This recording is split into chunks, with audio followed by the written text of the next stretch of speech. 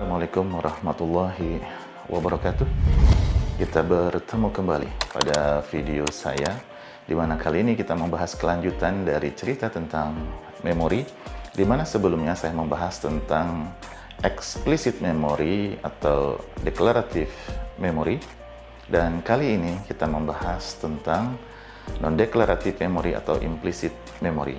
Untuk mengingat kembali tentang explicit memory atau declarative memory, silahkan Anda klik pada link di atas, ya, sehingga Anda dapat mengingat kembali kalau Anda lupa. Nah, untuk kali ini kita membahas tentang non-declarative memory atau implicit memory. Mau tahu lebih lanjut tentang hal ini? Silahkan disimak video saya berikut ini.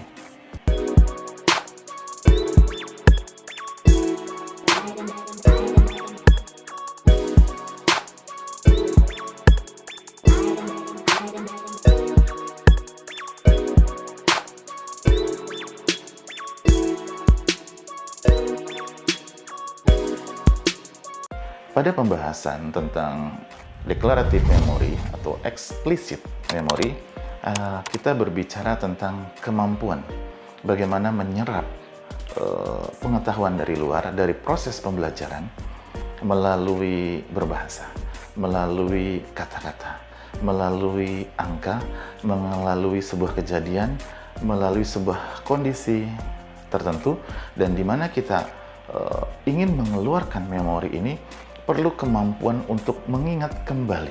Jadi sebuah kesengajaan dari diri kita untuk mengeluarkan kembali memori ini. Ini disebut dengan declarative memory. Nah, sedangkan pada memori non-declarative memory atau implicit memory, di mana secara tidak langsung kita sepertinya tidak berhubungan dengan tata bahasa, dengan kosakata dan lain sebagainya. Di mana pada declarative memory atau explicit memory, proses pembelajaran sebagian didapatkan lebih banyak dari membaca. Jadi pengetahuan itu dari proses belajar termasuk membaca. Sedangkan pada non-declarative memory atau explicit memory, kita tidak perlu buku atau bacaan untuk mendapatkan informasi tersebut disimpan di otak kita, atau istilahnya tanpa proses pembelajaran yang jauh lebih rumit. Tapi kali ini jauh lebih mudah. Dan pada saat kita ingin menyampaikan kembali memori ini, kita tidak perlu bersusah payah untuk mengingat memori ini, karena memori ini akan langsung mudah untuk dilakukan. Apa itu? Yaitu memori ini berhubungan dengan skill, ya. Skill atau istilahnya kalau orang-orang yang suka dengan praktikum. Jadi mereka tidak perlu bersusah payah untuk belajar. Misal, pada saat Anda belajar naik sepeda, Anda belajar naik mobil, Anda belajar naik sepeda motor, Anda belajar memancing, pokoknya segala hal yang berhubungan skill. Anda belajar menjadi seorang dokter, Anda belajar menjadi seorang laboratoris, Anda belajar tentang komputer, Anda belajar tentang bahasa komputer untuk Anda buat sebuah program, ya, di mana Anda cukup melihat saja dari orang yang melakukan kegiatan tersebut dan mendengarkan. Jadi semantik memorinya hanya berhubungan dengan mendengarkan. Misalkan ini baut, ini lampu, ini rem, kemudian ini gas, ini kopling, dan lain sebagainya. Anda cukup mendengarkannya saja. Maka dengan mendengarkan dan langsung melihat pada bendanya, maka Anda akan mudah mengingatnya, ya. Skill memory, jadi yang berhubungan dengan kemampuan untuk melakukan. Sehingga karena berhubungan dengan kemampuan untuk melakukan ini tidak diperlukan sesuatu kemampuan khusus untuk mengingat agar skill tersebut dapat dilakukan. Pada saat kita sudah melihat dan memahami apa yang dilakukan tersebut, maka kita akan dapat melakukannya, kecuali dia mengalami kerusakan bagian otak yang berhubungan dengan skill ini. Walaupun dia melihat, dia tidak akan mampu mengingatnya. Nah, kali ini kita berbicara pada kondisi yang normal atau kondisi otak yang benar-benar kondisi baik atau bagus, ya. Skill tidak hanya pada skill dari sebuah keterampilan, pada non-procedural memory atau pada implicit memory, tapi juga skill pada keterampilan proses berpikir. Para pujangga, kemudian para pembicara hebat, eh, mereka itu dianggap menggunakan procedural memory mereka dengan baik dan bagus.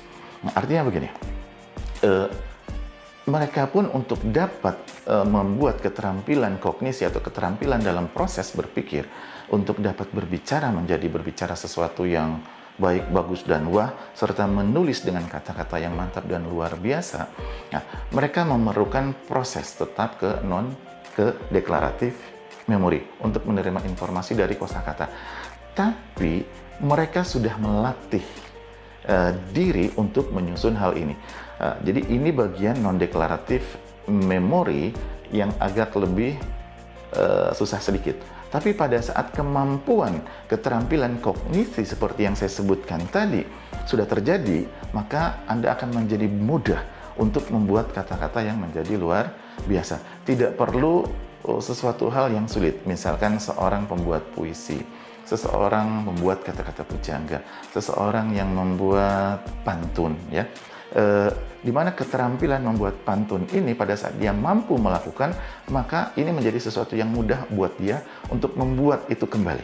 Ya, jadi tidak perlu sebuah kesengajaan yang sangat sulit, ya, untuk mengeluarkan energi untuk menghasilkan hasil karya tersebut. Tapi mereka langsung. Tapi di sini pun juga perlu sebuah latihan untuk menghasilkan sebuah skill. Berbeda dari yang procedural skill tadi, itu jauh lebih mudah. Jadi yang berhubungan dengan skill, termasuk dengan skill kognisi, kecerdasan, ini termasuk ke dalam procedural memory. Nah, skill keterampilan kognisi ini juga berhubungan dengan keterampilan emosional. Apa keterampilan emosional? Memahami informasi itu menjadikan kita sedih. Menerima informasi menjadikan kita bahagia. Menerima informasi dan membuat kita gembira.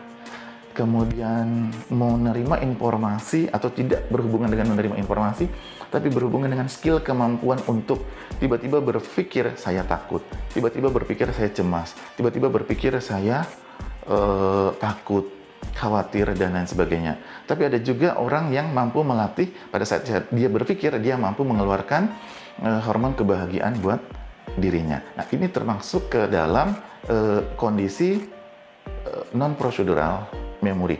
Dan ini tidak perlu sebuah energi yang besar untuk menghasilkan tersebut. Ya, nanti step-stepnya akan saya jelaskan perlahan. Ya, tentang hal ini juga. Jadi pada saat Anda kok tiba-tiba kok bisa sedih saya, kok tiba-tiba bahagia, tiba-tiba bisa gembira, tiba-tiba saya bisa cemas, tanpa saya tahu, tanpa saya berpikir tentang sesuatu hal, tanpa ada sebuah masalah yang muncul dalam diri saya. Nah, ini adalah bagian dari salah satu yang disebut dengan kemampuan kognisi atas hal tersebut, yang disebut dengan bagian dari perilaku yang tidak tepat, istilahnya, dengan kondisi kejiwaan yang tidak menguntungkan buat Anda.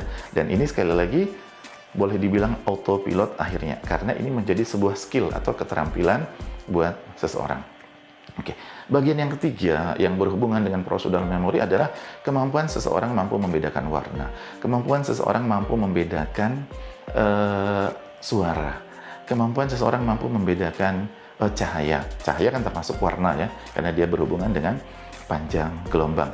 Kemampuan seseorang yang berhubungan dengan suara, ya, suara tadi, ya, intonasi, tinggi, rendah, siapa orangnya, dan lain sebagainya. Ini berhubungan dengan memory skill, dan ini perlu latihan. Begitu Anda sudah berhasil melatih ini, maka dengan mudah Anda mengatakan, oh ini warna hijau, warna kuning, warna merah, oh ini suara si A, suara si B. Di mana latihan ini sebenarnya tidak perlu sebuah energi yang besar untuk mampu membuat diri kita menjadi seorang ahli terhadap hal yang disebutkan tadi. Nah, sebenarnya dari sebuah procedural, dari sebuah non-procedural memory atau implicit memory, dari explicit memory itu sebenarnya memang tetap ada tahapannya. Akan tetapi untuk menjadi sebuah skill non-procedural memory, tahapan-tahapan itu akan terlalui begitu cepat karena proses latihannya tanpa perlu dengan membaca buku. Pelatihannya hanya pada proses berpikirnya berpikir pikiran kita dan hanya melakukannya saja. Pada saat Anda mau melakukan, maka Anda akan dapat melakukan. Pada saat Anda melatih pikiran Anda, maka latihan itu akan terjadi. Nah, tahapan-tahapannya adalah yang pertama, pernah saya sebutkan pada video saya sebelumnya adalah tahu, mengerti, dan faham. Pada saat kita melihat dan langsung melakukan, maka kita meloncat dari tahu menjadi langsung faham. Tapi paham kebenarannya sebenarnya bukan paham sebagai seorang ahli. Tahapannya sebenarnya pada tahap mengerti.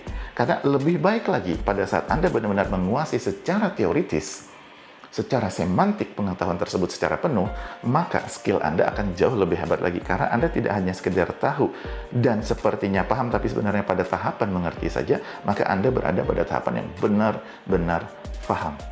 Ya, seseorang yang benar-benar paham, maka kesalahan, kerusakan apapun itu, ya kan, dengan kemampuan mendengar, dengan kemampuan melihat, oh Anda sudah tahu, oh ini yang rusak dan gambarannya pun Anda jelas, dan ini harus diperbaiki dengan ini, dan ini bisa didapatkan di sini, nah, didapatkan ini dan sebagainya. Itu berhubungan dengan memori semantik. Tahapannya adalah istilahnya ya, dari unconscious mind, incompetent, secara tidak sadar saya tidak tahu betul tentang sesuatu hal tersebut.